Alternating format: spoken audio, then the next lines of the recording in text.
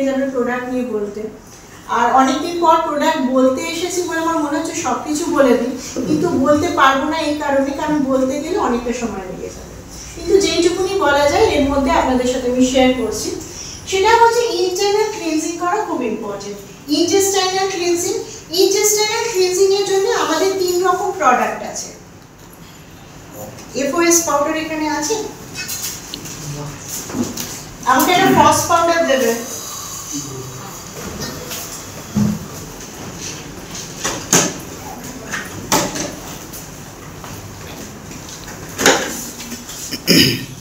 চিটোসানও নেই এখানে, হাই ফাইবারও নেই, চিটোসান হাই ফাইবার ফস কিছু নেই। ফস তো এখনই নেই, হাই ফাইবার আছে ওখানে বলে। ওকে, মাঝখানে তো বেসিক্যালি এই যে এফওএস পাউডার, এই এফওএস পাউডার হচ্ছে এটা এমন একটা প্রোডাক্ট যেটা আমার ইন্টেস্টাইনকে ক্লিন করে। খুব ভালো করে শুনবেন, ইন্টেস্টাইনকে ক্লিন করে কিভাবে না, আমার পেটের মধ্যে ভালো ব্যাকটেরিয়া আছে আবার খারাপ ব্যাকটেরিয়াও আছে। ভালো ব্যাকটেরিয়া শরীরের জন্য প্রয়োজন, কিন্তু খারাপ ব্যাকটেরিয়া কি করবে, আমার টোটাল যে সিস্টেমটাকে ধ্বংস করে দেবে। ফসের কাজ কি, ও ব্যাড ব্যাকটেরিয়াকে মেরে দেয় আর গুড ব্যাকটেরিয়াকে গ্রো করতে হেল্প করে। তার সঙ্গে আমি হেভি মেটালস বলছিলাম না, যেটা শরীরের মধ্যে গিয়ে জমা হচ্ছে, এবং আপনি যাই খান না কেন, যতই শাক খান না কেন, যাই খান, শাকের ক্ষমতা নেই আপনার শরীর থেকে সেই হেভি মেটালসকে রিমুভ করবে। এই যে যেটা আছে চিটোসান, এটা বেসিক্যালি লাল কাঁকড়া যে হয় তার খোল দিয়ে তৈরি, খুব হেভি একটা ফাইবার, যেটা যদি আপনি কনজিউম করেন ও আপনার শরীরে জমে থাকা যত রকম হেভি মেটালস নিয়ে একদম তলায় অবধি নিয়ে চলে আসবে। আর এই যে হাই ফাইবার, আপনি যদি সেই সাপোর্টটা এর সঙ্গে দেন, হাই ফাইবারের কাজ হচ্ছে সেইটা চিটোসান যখন এটা শরীরের তলা অবধি নিয়ে চলে এলো, হাই ফাইবার গিয়ে সেটা আপনার শরীর থেকে বের করে দেবে, রাইট? তাহলে এই যে 3টে প্রোডাক্ট, এই 3টে প্রোডাক্ট কিন্তু একটা ইন্টেস্টাইনাল ক্লিনজিং, এবং 3টেকেই আমি বলবো রেফার করব যে যদি কাউকে মনে হয় যে আমি আমার ইন্টেস্টাইনাল ট্র্যাক্টটাকে 100% একদম একটা ক্লিন পাইপে পরিণত করতে চাইছি, আমাকে এফওএস কনজিউম করতে হবে, আমাকে চিটোসানও নিতে হবে, এবং তার সঙ্গে হাই ফাইবার কনজিউম করতে হবে। বোঝাতে পারলাম? এবার আসছি ব্লাড পিউরিফিকেশন। ব্লাড পিউরিফিকেশন মানে রক্তের মধ্যে যে টক্সিনস রেগুলার বেসিস জমছে, যেটা আমার কোলেস্টেরল লেভেলকে বাড়িয়ে দিচ্ছে, হাই প্রেশারকে নিয়ে আসছে, ইউরিক অ্যাসিডের মতো সমস্যাকে ডেকে আনছে, এবং তার সঙ্গে আনুষঙ্গিক ব্লা ব্লা ব্লা অনেক কিছু আছে।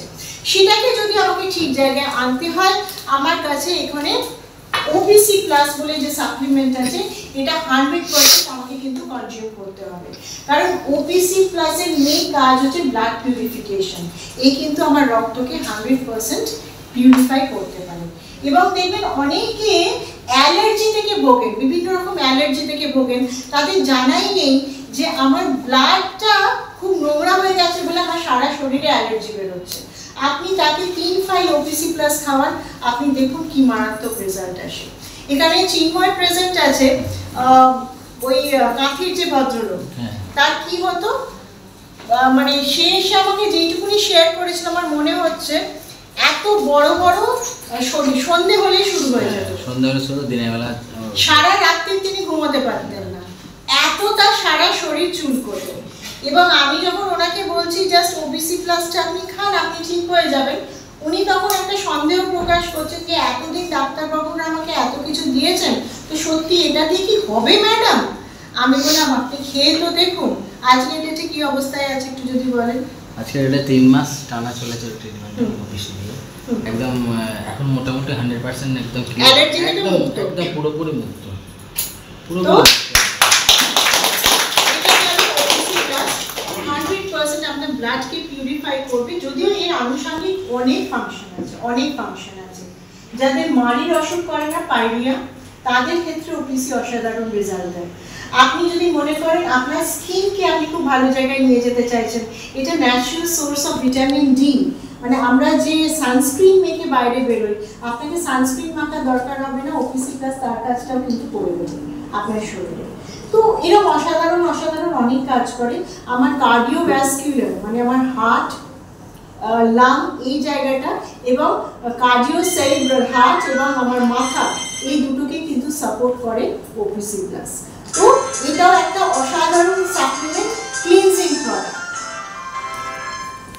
ওকে, এরপর যে ক্লিনজিং প্রোডাক্টের কথা বলবো, আমি কি বলেছিলাম আর একটা জায়গা যেটা আমাকে পরিষ্কার করতে হয়, যেটা নিয়ে আমরা ভাবি না, কি একটা রক্ত, একটা আমার ইন্টেস্টাইন বা স্টমাক, আর একটা হাড়, রাইট? হাড়ের কথা আমরা ভাবি না, আমরা ভাবি হাড় যেরকম আছে সেরকমই থাকবে হয়তো, কিন্তু থাকে না। একটা সময় পর ডিকে শুরু হয়, গুঁড়ো হতে শুরু করে, সেই গুঁড়োগুলো জমতে জমতে ওই হাড়ের মধ্যে কিন্তু রাস্ট ফর্মেশন হয়। তো সেইটাকে রিমুভ করার জন্য আমাদের কাছে যে প্রোডাক্ট আছে, দেখো তো এখানে টিপলি কোনটা আছে, so this is the product. Typically যদি আপনি কনজিউম করতে পারেন, এটা কিন্তু আমার 100% হাড়ের মধ্যে যে রাস্ট জমছে সেটাকে রিমুভ করে দেবে। It is a wonderful product, very powerful antioxidant, যেটা কিন্তু আপনার মানে স্টমাক ডাউন যদি ক্যান্সার ফর্মেশনও হয়, এই প্রোডাক্ট কিন্তু আপনাকে সেই জায়গায়ও রক্ষা করে দিতে পারে। It is a wonderful product. তো এতগুলো ক্লিনজিং প্রোডাক্টের কথা বললাম, তার সঙ্গে একটা রেগুলার ইউজের কথা প্রোডাক্টের কথা বলবো, which is virgin coconut oil. এবং এই ভার্জিন কোকোনাট অয়েল এমন একটা প্রোডাক্ট, আজকে ডেটে আমি যদি কোনোদিন পারি আমি একটা ভিডিও শেয়ার করবো। ইনফ্যাক্ট আমরা ভাবছিলাম মর্নিংয়ে যে সেশনটা আমরা করি 8টা থেকে 9টা, ওই সেশনে আমি দেখানোর কথা ভাবছিলাম। নবজোৎ সিং সিদ্ধুর কথা নাম শুনেছি সবাই চেনেন, ইন্ডিয়ান ক্রিকেটার। ওনার ওয়াইফ, ওনার গ্রেড 4 ক্যান্সার হয়েছিল, গ্রেড 4 ক্যান্সার, এবং ডাক্তার ওখানে বলে দিয়েছিলেন ম্যাক্সিমাম লঞ্জিভিটি হচ্ছে 3 মাস। 3 মাস। রিসেন্টলি উনি একটা ইন্টারভিউতে বলেছেন, যেখানে ডাক্তার বলে দিয়েছিল যে 3 মাস আমার ওয়াইফ আর জীবিত থাকবে, রিসেন্টলি ওনার ক্যান্সার আবার পরীক্ষা করা হয়েছে, যেখান থেকে ওনাকে ক্যান্সার ফ্রি বলে ডিক্লেয়ার করেছে। কিভাবে পসিবল? কিভাবে পসিবল হয়েছে?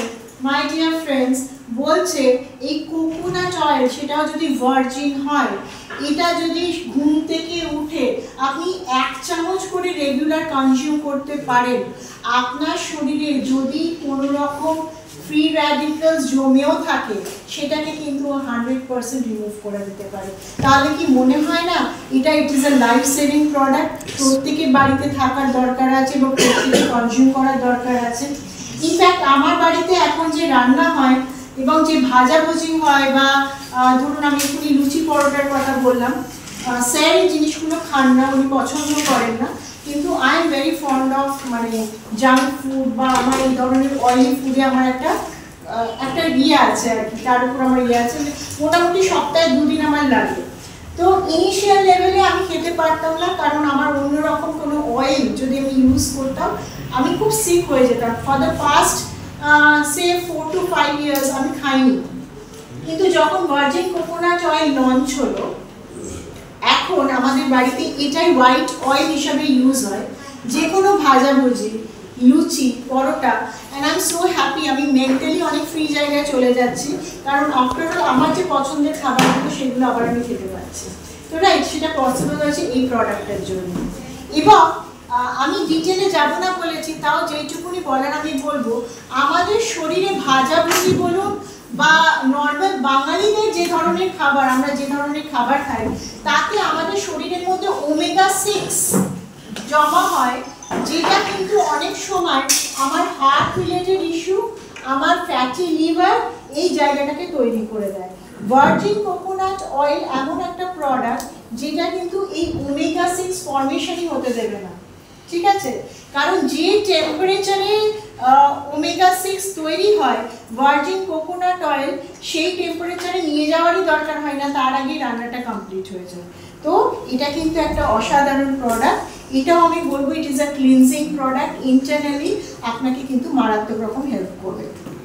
তাহলে ক্লিনজিং সম্পর্কে অনেক ভালোভাবে বললাম, আশা করি আপনারা এখন বুঝতে পারছেন যে এই ইন্টারনাল ক্লিনজিং আমাদের জন্য কতটা প্রয়োজন আছে। So this is number 1। এরপরে যেটা বলবো যে সাপ্লিমেন্টসে যদি আসি, সেটা হচ্ছে রিপ্লেনিশিং।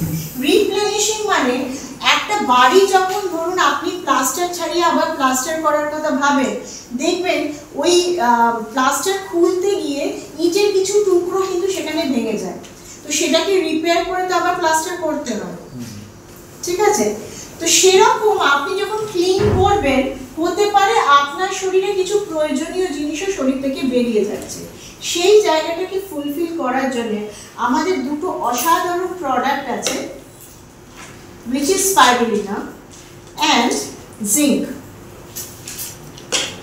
এই দুটো প্রোডাক্ট যদি আপনি ক্লিনজিং এর পরপরই ইউজ করে নিতে পারেন, আপনার শরীর কিন্তু 100% একদম উইথ ফুল অন এনার্জি আপনি চলে আসবেন। এরপর আসছে ডিসঅর্ডারের জায়গা। আজকে যেটা আমরা জানি, আমরা বললাম 80% অফ দ্য পিপল ডিসঅর্ডারের জায়গায় আছে। সেটা হতে পারে থাইরয়েড, সেটা হতে পারে মাইগ্রেন, সেটা হতে পারে ইউরিক অ্যাসিড, বা সেটা হতে পারে ডায়াবেটিস। সেই জায়গাকে সাপোর্ট দেওয়ার জন্য আমাদের কিন্তু ওই পার্টিকুলার সমস্যাকে বেস করে করে আলাদা আলাদা সাপ্লিমেন্টস আছে। যেমন জিমনেমা বলে যে সাপ্লিমেন্টটা, সেটা এমন একটা সাপ্লিমেন্ট যেটা আজকে ডেটে ডায়াবেটিসের ক্ষেত্রে কিন্তু একটা অসাধারণ আশার আলো নিয়ে এসছে। কারণ যারা এই জিমনেমাকে কনজিউম করতে পারবে এবং রেগুলার বেসিস করে যাবে, আলটিমেটলি তার কিন্তু সুগার লেভেল একদম ব্যালেন্স জায়গায় চলে আসবে উইদাউট এনি অ্যালোপ্যাথি মেডিসিন। এটা আমার বলার ছিল। আর এখানে কেউ আছেন যিনি জিমনেমা কনজিউম করছেন? যেটা এখানে আমাদের দিনেশ বাবু আছেন, জিমনেমা খান। একটু আপনার ফিডব্যাকটা আপনি শেয়ার করুন অ্যাবাউট জিমনেমা। আমি যখন ফার্স্ট টাইম এই করি, আমার 465 সুগার। আপনার কত দিনের সুগার তাও একটু বলুন। আমি করেছিলাম ওটা 2008। 2008, ওকে, বাবা অনেক বছর। তারপরে তো টিয়ান্স আমি 2019-এ আমি পেয়েছি। হ্যাঁ, তারপর থেকে আর আমি কোনো মেডিসিন, আগে আমি তার আগে আপনি মেডিসিন খেতেন, তারপর সবই খেতাম। আচ্ছা আর একটা কি দিয়েছিল? আচ্ছা, যখন আপনি জিমনেমা খাওয়া শুরু করলেন আপনার কত ছিল? তখন ছিল তো 465 ধরার পর কিছুটা কমেছিল, 350 এরকম হচ্ছিল। এখন মোরালেস মোটামুটি 160%। Very good. তো দেখুন, মানে এটা কিন্তু উইদাউট কোনো মেডিসিন কিন্তু উনি কনজিউম করছেন না। তো সেই জায়গায় জিমনেমা হচ্ছে ইজ আ মিরাকল প্রোডাক্ট। তো জিমনেমা নিয়ে বলতে গেলে আবার বলবো যে একটা বেলা চলে যাবে জিমনেমা নিয়ে যদি বলতে যাই। তো এইটা মাথায় রাখুন যে আমাদের কাছে, আমি এখানে যে নিউট্রিশনের কথা বলছি, সেই নিউট্রিশন বা ফুড আছে যেটা আপনি শরীরকে দিলে আপনি আপনার ডিসঅর্ডারের জায়গা থেকে কিন্তু বেরিয়ে আসতে পারেন। সেটা থাইরয়েড হোক, সেটা আপনার ইউরিক অ্যাসিড হোক, সেটা আপনার ডায়াবেটিস হোক, এনি ফর্ম অফ ডিসঅর্ডারকে কিন্তু আপনি রিভার্স করতে পারেন, রাইট? এবং তার সঙ্গে সঙ্গে আমি আরেকটা কথা বলেছি, হাড়ের সমস্যা খুব কমন আজকে ডেটে, যে আমার হার্ট হয়ে যাচ্ছে বা আমার হাঁটুতে প্রবলেম, কোমরে প্রবলেম, সেই জায়গায় আমাদের কাছে কিন্তু যে প্রোডাক্ট আছে which is ক্যালসিয়াম। আপনি প্রথমে টিপলি দিয়ে রাসটাকে রিমুভ করে দিন এবং তারপর তাকে এই ক্যালসিয়াম প্রোডাক্টটা খেতে দিন। 80টা টোটাল ক্যালসিয়াম আপনাকে কনজিউম করতে হবে। 80টা খাওয়ার পর যাদের বোন রিলেটেড ইস্যু আছে, আমি জানি না এখানে কেউ আছে বা কারো কাছে কোনো টেস্টিমনি আছে যিনি শেয়ার করতে চাইবেন যে কি রেজাল্ট এসেছে 80টা ইউজ করার পর? আমি আমার বলছিলাম কাস্টমারকে ফার্স্ট দিয়েছিলাম আমি, তারপরে এটা 3 মাসের করতে হয়েছে। উনি সিঁড়ি দিয়ে উঠতে পারতেন না, এখন স্বাভাবিক। Very good. তো এটা একটা রেজাল্ট আমরা পেলাম। আর ক্যালসিয়াম, কারণ calcium is a miracle product. ঠিক আছে, কেউ কিছু বলবেন? হ্যাঁ, ননদের মেয়ে, মানে ননদের ননদ, তার মানে পা তুলতে পারতো না, হেঁটে দাঁড়াতে পারতো না, তো সে এখন মানে হাঁটাচলা করে। আচ্ছা, কতগুলো ফাইট খেয়েছে? ওই 8টা। আচ্ছা, মানে 80টা খেয়েছে টোটাল। Very good. দেখুন ক্যালসিয়াম কি রকম রেজাল্ট, বাইক চালাচ্ছে, এখন বাইক চালাচ্ছে। Very good. তো এইটা ক্যালসিয়ামের রেজাল্ট। এবং ক্যালসিয়াম আমি যদি বলি না, ক্যালসিয়ামের সঙ্গে আপনি যদি ফসকে রাখতে পারেন, এফওএস পাউডারকে রাখতে পারেন, খুব ভালো করে শুনবেন। যে ফস আপনার ক্লিনজিং করছে, ইন্টেস্টাইনাল ক্লিনজিং করছে, আপনি যখন ক্যালসিয়াম কনজিউম করছেন তার সঙ্গে যদি সাইমultaneously আপনি ফসকে রাখতে পারেন, তাতে আপনার কিন্তু ক্যালসিয়ামের অ্যাবজর্পশন শরীরের মধ্যে আরো বেড়ে যাবে। তো এইটাকে মাথায় রাখুন। এবং আমাদের ক্যালসিয়াম পৃথিবী বিখ্যাত।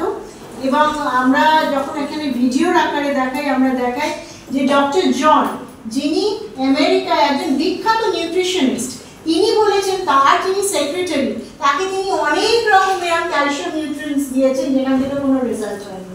সেখানে কিন্তু টিএনস এর ক্যালসিয়াম খাওয়ার 4 সপ্তাহের মধ্যে সে কিন্তু অসাধারণ রেজাল্ট পেয়েছে, এটা উনি নিজে এখানে শেয়ার করেছেন।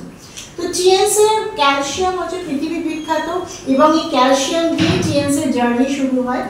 তো সেই ক্যালসিয়ামের কথা আমি এখানে আপনাদের সাথে শেয়ার করব। গুগলে গিয়ে কিং অফ ক্যালসিয়াম বললে কিন্তু টিএনস এর নাম দেখায়। Very good. তো এখানে আমি জাস্ট ওই জায়গাটা শেয়ার করলাম। এরপর আমি যেটা বললাম যে ডিসঅর্ডারের জায়গাটা কভার করলাম। এবার অনেক সময় সাপ্লিমেন্টস যখন একজনকে বলা হয় সে খাওয়ার পর যেটা বলে সেটা আদৌ কি আমি সাপ্লিমেন্টস কনজিউম করতে হবে আমাকে? আপনি তো বলেছিলেন 3 মাস খেতে, আপনাকে বলেছিলেন 6 মাস খেতে, আমার তো খাওয়া হয়ে গেছে, তাহলে কি আমাকে আর খেতে হবে? আপনারা যারা এখানে প্রেজেন্ট আছেন আপনাদের কি মনে হচ্ছে আমি একটু জানতে চাইবো। প্রয়োজন হলে আবার 1-2 বছর পর আবার নিতে হবে। আচ্ছা, দিনেশ বাবু বলেছেন 1 বছর 2 বছর পর আবার নিতে হবে। Anything else? ব্যালেন্স করতে হবে, ইয়ারলি একটা ব্যালেন্স করতে হবে। মাঝে মাঝে খাওয়া উচিত। উচিত কেন? এটা কেন? আমরা যে খাবারগুলো খাই তার তো 100% সব কিছু পাই না, অনেক কিছু থাকে, অনেক কিছু থাকেও না। শরীরের যেটা প্রয়োজন, যতটা চাহিদা, সেটা পুরো ঘাটতিটা মেটাতে গেলে এটা ফুড সাপ্লিমেন্টারি নেওয়া উচিত। Very good. আমি জাস্ট এইটাই জানতে চাইছিলাম, আমরা রেগুলার বেসিস যে ডায়েট নিচ্ছি সেখানে আমাদের খামতি তো রয়ে যাচ্ছে, সেটা কি পূরণ হচ্ছে না? এখানে চলে আসুন, জায়গা আছে এখানে একটা এখানে আছে, একটু এগিয়ে আসুন না। আপনারা সবাই একটু এগিয়ে এগিয়ে যান। একটা সিট সরে গেলেই হয়ে যাবে।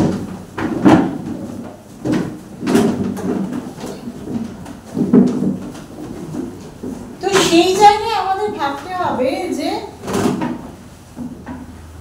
আমরা যে ক্যালসিয়াম কনজিউম করছি সেই ক্যালসিয়ামটা যদি আমরা সঠিকভাবে ঠিক সময় মানে ওটাকে যদি কন্টিনিউ করতে পারি তাহলে আমাদের হার্ট রিলেটেড ইস্যু থেকেও কিন্তু আমরা খুব দ্রুত সেখান থেকে বেরিয়ে আসতে পারবো।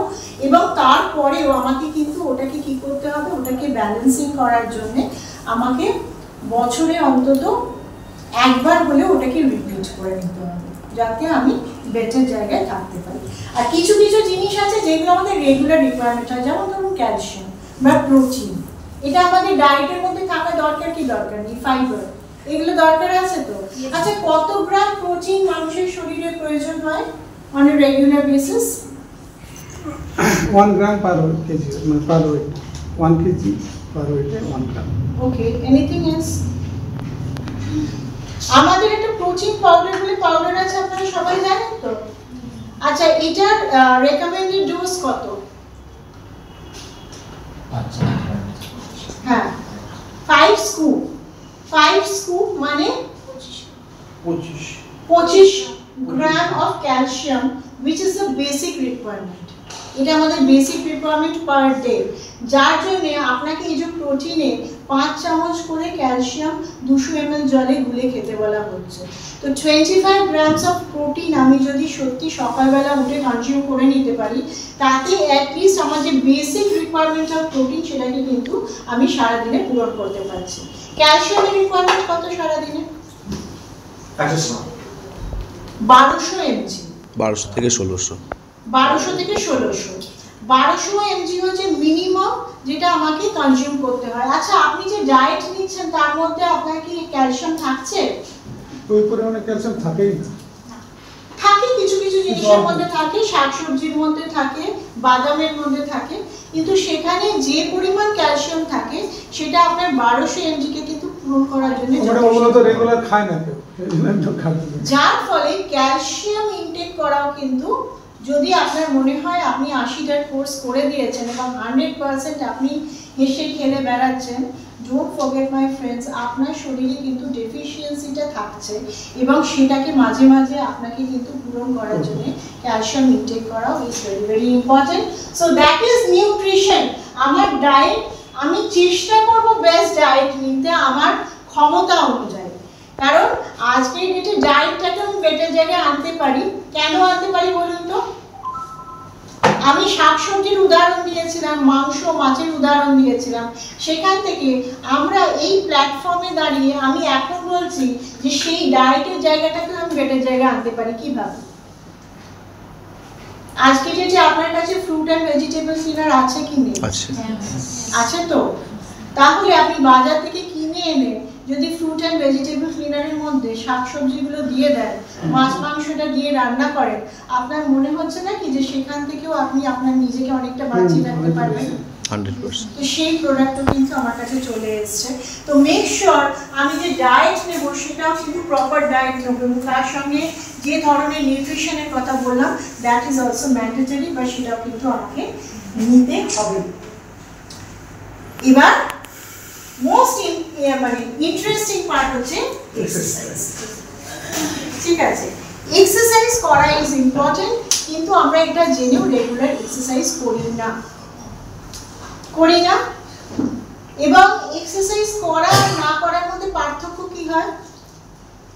আচ্ছা, কে ট্রাই করেছেন যে একটা সময় মনে হচ্ছে এক্সারসাইজ করবই এবং তারপর দেখা গেছে এক সপ্তাহ পরে তারপর আগে ম্যাডাম করতাম। হ্যাঁ, বিয়ের পর থেকে বন্ধ হয়ে গেছে, তাই তো? আমি করতাম রেগুলার, কিন্তু ওই যে আর কিছু এই চাপে আচ্ছা চাপে এক্সারসাইজ করার সময় হচ্ছে না কারণ। আর কেউ এক্সারসাইজ যারা করতেন বা এখন করেন না?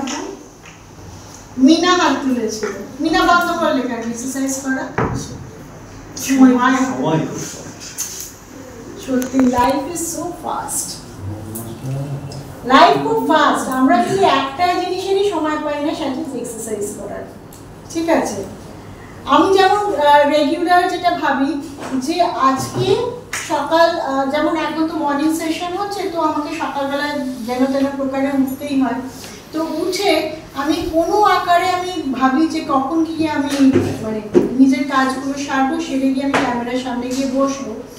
তখন আমি ভাবি যে এই প্রোগ্রামটা শেষ হবে, তারপরেই আমি 1 ঘন্টা এক্সারসাইজ করবো। যখন ওই প্রোগ্রামটা শেষ হয় তখন দেখা যায় যে অনেকটা খিদে পেয়ে যায়, আর আমার যিনি রান্না করেন তিনি তখন চলে আসেন এবং এসে যেই আমাকে জিজ্ঞেস করে যে তাহলে কি খাবারটা দিয়ে দেবো, আমি এক চান্সে বলি হ্যাঁ। তো এবার খেয়ে নিলাম, খেয়ে যখন নিচে আমি ভাবি তার মানে খেলাম মানে 2 ঘন্টা পর কিন্তু আমাকে এক্সারসাইজটা করতেই হবে, কারণ খেয়ে সঙ্গে সঙ্গে এক্সারসাইজ করা যায় না। তাহলে আমি যদি মোটামুটি 9টায় খাই, 11টার মধ্যে এক্সারসাইজ করবো। 11টায় যখন বাজে তখন আমি ভাবি যে এখন যদি আমি এক্সারসাইজ করতে যাই মোটামুটি 1 ঘন্টা আমার তো লাগবে এক্সারসাইজ করতে, তো সেটা করতে গিয়ে অনেক ইম্পর্টেন্ট কলস আমার মিস হয়ে যাবে। তাছাড়া সকালে ওই সময়টা আমাদের হচ্ছে মি টাইম মানে মি টাইম বলাটা ভুল হবে, ভি টাইম মানে আমাদের বাড়ির একটা পার্টিকুলার জায়গা আছে, সেখানে আমরা একসাথে বসি। আমি থাকি, আমার হাজব্যান্ড থাকে, আমার মেয়ে ঘুম থেকে উঠে সেখানে এসে জয়েন করে, এবং মাও যদি সেখানে ফ্রি থাকে মাও এসে বসে, এবং আমরা মোটামুটি একটা 1 ঘন্টার সবাই মিলে গল্প করি, আলোচনা করি বিভিন্ন রকম। তাহলে সেটা হচ্ছে ফ্যামিলি টাইম। তো ওই ফ্যামিলি টাইমটা মিস করতে আমার খুব কষ্ট হয়। তো সেটা করতে করতে দেখা যায় 12টা বেজে গেল, তারপর তো আর সময় থাকে না। তারপর আমার পেটসরা আছে, তাদের প্রপারলি খেতে দেওয়া, তাদের রেডি করা, অফিস আসা, আনুষঙ্গিক কাজ করে তখন আমি ভাবি যখন সকালে হলো না তখন সন্ধেবেলা করবো। সন্ধেবেলা আমাকে একটা টাইম রাখতেই হবে। তো সন্ধেবেলা করবো মানে কটা না, 7টা থেকে 8টা আমি এক্সারসাইজ করবো।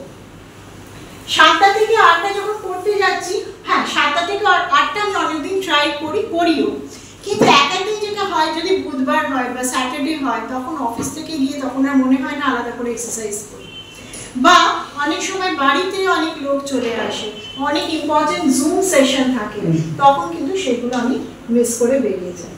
কিন্তু এটা মাথার মধ্যে থাকে তাহলে কালকেই আমি কোনো না কোনো জায়গা থেকে আমার রুটিন থেকে বের করবো কখন এক্সারসাইজ করবো। তো এটা কিন্তু রিয়ালিটি, এবং আমি জানি আপনাদের মতো বহু মানুষ আছেন যারা এই ধরনের চিন্তা ভাবনা করেন। এবং একটা সময় আমি নিজের কথা যদি বোঝাই, আমি এরকম অ্যালার্ম দিয়ে শুয়েছি যে সকালবেলা উঠবো, অ্যালার্ম বাজবে, আমি উঠবো, একদম ফ্রেশ হয়ে নিয়ে আমি এক্সারসাইজ শুরু করবো। অ্যালার্ম বেজেছে, ছুটির দিন, চলো অ্যালার্ম বন্ধ করে আবার ঘুমিয়েছি, উঠেছি 1 ঘন্টা পরে, এক্সারসাইজের টাইম ইজ গন। এটা কিন্তু আমাদের লাইফ। কেন হয় বলুন তো, এটা কেন হয়? স্যার এটা ম্যাডাম এটা আমাদের অজ্ঞতা। কত টাইম না, আমি এটা নিয়ে অনেক ডিপলি চিন্তা ভাবনা করেছি যে ভেতর থেকে ইচ্ছে কি নেই, ইচ্ছে আছে কিন্তু তা সত্ত্বেও হয়ে ওঠে না। না আমার শিডিউল পরপর ইন্সপিরেশনের অভাব। এক্সারসাইজ করার মধ্যে কষ্ট আছে, আছে কি নেই? আছে তো। আমি রাইট কাইন্ড অফ পেনের মধ্যে এক্সারসাইজকে দেখিয়েছি। হ্যাঁ ম্যাম, হ্যাঁ, ঠিক। দেখিয়েছিলাম তো। রাইট কাইন্ড অফ পেনের মধ্যে আমি এক্সারসাইজ দেখিয়েছিলাম। তো এক্সারসাইজ করতে গেলে আপনার কষ্ট হবে, আপনার ঘাম ঝরবে, আপনি কিছুটা হলেও সেখানে আপনি ফিল করবেন সেই কষ্টটা।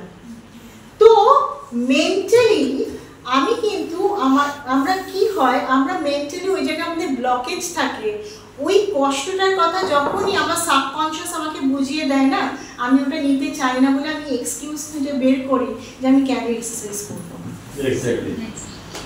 আপনি যদি খুব ভালো করে ভাবেন, তার জন্য উই হ্যাভ এন অপশন। কি অপশন? আচ্ছা, এক্সারসাইজ না করে আমি জাস্ট কিছুক্ষণ 15 মিনিট যদি খুব আরাম নিয়ে আমার শরীরের সমস্ত এক্সারসাইজ করে ফেলতে পারি, কিরম হবে? অসাধারণ হবে, তাই না?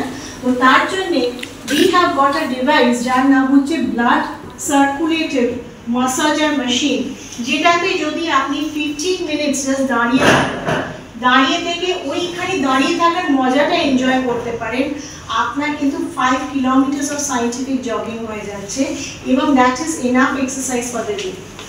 যথেষ্ট। এবং এখানে মনি যেটা বললো যে এখন আমি রেগুলার এক্সারসাইজ করছি, এটা পসিবল হয়েছে বিকজ অফ BCM। আপনি দেখুন, আপনার বাড়িতে যদি BCM থাকে, আপনি কিন্তু এক্সারসাইজ করবেন। আপনি যখন আপনার মনে হচ্ছে আপনি ফ্রি টাইম পাচ্ছেন এবং আপনার মনে হলো এই সময় এক্সারসাইজের একটু আমার প্রয়োজন আছে, আপনি 15 মিনিট জাস্ট BCM এ দাঁড়িয়ে নিন না, এনাফ। এবং BCM এ এক্সারসাইজ করার আরেকটা যেটা বলবো উপকারিতা, সেটা হচ্ছে শুধু এক্সারসাইজ হচ্ছে না, তার সঙ্গে সঙ্গে BCM যে ডিভাইস, তার মধ্যে কিন্তু প্রেসার পয়েন্টস গুলো দেওয়া আছে। যেগুলো আমাদের হাতের তালুতে আর পায়ের তলায়। তো আমি যখন BCM ইউজ করছি, আমার শরীরে যত রকম প্রেসার পয়েন্ট সেগুলো কিন্তু অ্যাক্টিভেটেড হচ্ছে। আমি একটু আগে ডায়াবেটিসের কথা বলছিলাম না, আমি একটু আগে থাইরয়েডের কথা বলছিলাম না, আমি ইউরিক অ্যাসিডের কথা বলছিলাম না। মাই ডিয়ার ফ্রেন্ডস, BCM হচ্ছে সেই ডিভাইস যেটা কিন্তু 100% আপনাকে এই ধরনের ডিসঅর্ডার থেকে বের করে আনতে পারে, শুধু আপনাকে 15 মিনিট BCM এর উপর দাঁড়াতে হবে। তাহলে আমি শুধু এক্সারসাইজ করছি না, আমার ডিসঅর্ডার থেকে আমি নিজেকে বের করে আনছি বাই ইউজিং BCM। তার সঙ্গে সঙ্গে আমাদের শরীরের মধ্যে যে টক্সিনস, রেগুলার আমরা যে খাবার খাচ্ছি, সেই টক্সিনস গুলোকে কিন্তু ফ্লাশ আউট করে দিচ্ছে BCM। আর আমরা যে হাড়ের সমস্যা বলছি, যে হাড়ের ঘনত্ব কমে যাচ্ছে, হাড় ভঙ্গুর হয়ে যাচ্ছে, সেই জায়গায় BCM এর আরেকটা ফাংশন হচ্ছে, BCM কিন্তু আমার বোন ডেনসিটিকে বাড়িয়ে দেয় আস্তে আস্তে। আমার যত রকম বোন রিলেটেড ইস্যু, সেটা আমি রেগুলার বেসিস BCM করতে করতে কিন্তু 100% নর্মাল জায়গায় নিয়ে আসতে পারি। আমার শাশুড়ি মায়ের কথা যদি আমি বলি, উনি একসময়, তিনি তখন চাকরি করতেন নিমালিপুর মাল্টিপারপাস স্কুলে, উনি হাঁটতে পারতেন না, একটা সময় এমন হয়ে গিয়েছিল আমার শ্বশুরমশাই মারা যাওয়ার পর। তখন আমার বিয়ে হয়নি, আমার শোনার কথা, কিন্তু আমি দেখেছি ওনাকে। তো উনি একা স্কুল যেতে পারতেন না, স্যারকে যেতে হতো, মানে আমার হাজব্যান্ডকে যেতে হতো ওনার সাথে, স্কুলে পৌঁছে দিতে হতো, আর ট্যাক্সি করে নিয়ে যেতে হতো, ওখানে বসে থাকতে হতো এবং তারপর নিয়ে আসতে হতো। এবং আমার বাড়িতে যে আমার ঘরে, মানে জাস্ট রুমে ঢোকার আগে 3খানা সিঁড়ি আছে, সেই 3খানা সিঁড়ি ওনার উঠতে প্রচণ্ড কষ্ট হতো, তাই জন্য একজনের হেল্প লাগতো। এটা ছিল ওনার সিচুয়েশন। 2007 সালে আমি যখন চেঞ্জ শুরু করি, প্রথমে BCM এর কথা শুনি। রামকুমার এখানে প্রেজেন্ট আছেন, রামকুমার খুব ভালো করে জানেন যে আমার মাইগ্রেন এবং আমার শাশুড়ি মা যার কথা বলছি, তার হিউজ আকারে হাঁটুর সমস্যা। এই জায়গায় কিন্তু আমরা প্রথমে, আমাদের তখন BCM ছিল না, ভদ্রমহিলা কি নাম ছিল, অঞ্জলি। তো রামকুমারদা বলেছিলেন যে আপনারা ওখানে গিয়ে ইউজ করে আসুন, আপনারা ডিভাইসটা বুঝতে পারবেন। তো আমরা প্রথম যাই ওখানে, একজনের বাড়িতে গিয়ে BCM ইউজ করি, এবং ইউজ করে আমার মনে হয়েছিল না ডিভাইসটার মধ্যে অন্যরকম কিছু আছে। পরবর্তীকালে BCM এর উপর ফেথ আসে অন্য জায়গা থেকে, সেটা কিন্তু হাঁটু থেকে নয়, সেটা আমাদের এক জেঠিমা, ওনার প্রচণ্ড ব্রঙ্কাইটিস হয়ে গিয়েছিল, ব্রঙ্কাইটিস, এবং উনি কথা বলতে পারছিলেন না। ওনার ছেলে থাকে বিদেশে, মাস্কাটে থাকে। তো